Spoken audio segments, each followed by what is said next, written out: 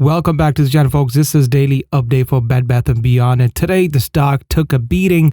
I was really hoping the stock doesn't go below $1.27 because if it would have fallen below $1.27, it would have gone to $1, and that would have been really bad for the stock. So as I've been saying that, there's speculation that Hudson Bay is a counterparty that gave them the cash and got the equity and the shares and all that, and they're going to give them the rest of the money. Again, this is speculation. They're going to give them the rest of the 800 million based on the stock price. They want the stock price to be above $1.25. Now, I want the stock to go a little bit because we can make money off of that, because the short interest is really high on the stock. And this is what sort of drove the stock a little higher today. But if you see here, the shorting was heavy today, and I'll show you guys in a second. It was really, really heavily shorted. And after that, some manipulation came in. 3 million shares were bought.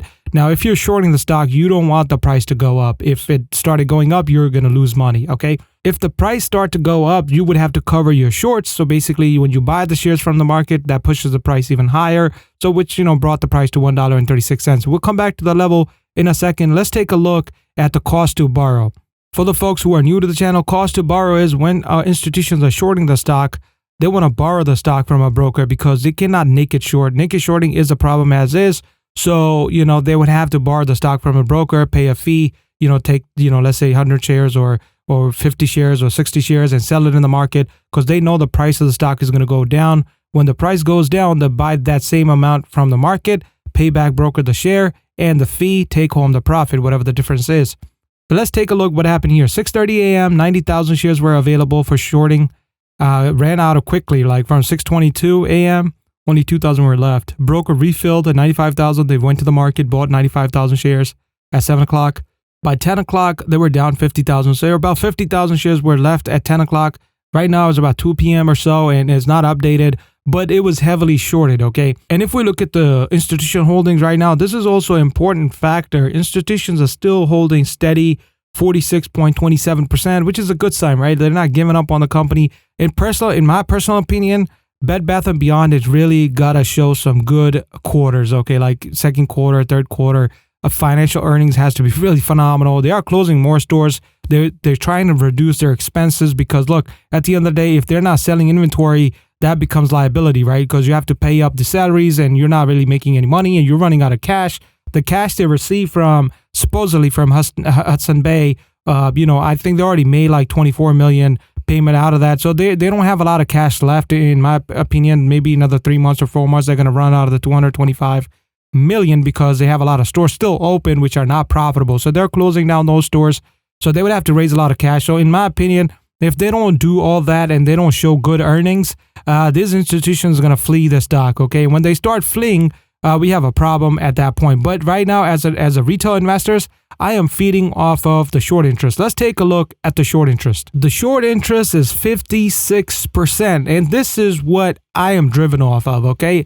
I'm not invested in the company, okay? There's a difference between an investment and a trade. I'm trading the stock. When you invest in a company, the company that pays dividends, you want the company, the company is going to grow, like Apple, Amazon, things like that. Big company, you're invested in them. But companies like this that are on the verge of going bankrupt, I only trade them, okay? And again, not a financial advice, but something that I do. I take it one step at a time, one day at a time, right? I'm not trying to guesstimate like, next year or so. What I'm trying to see is my immediate next levels, okay? If you see here, there's a lot of supply levels now, okay? 1, 2, 3, 4, 5 supply levels. What supply level really is the resistance, where people are sitting here trying to sell you the stock. So people that are sitting at $1.77 who bought it right here, thought the price was going to go to $3. Guess what's going to happen?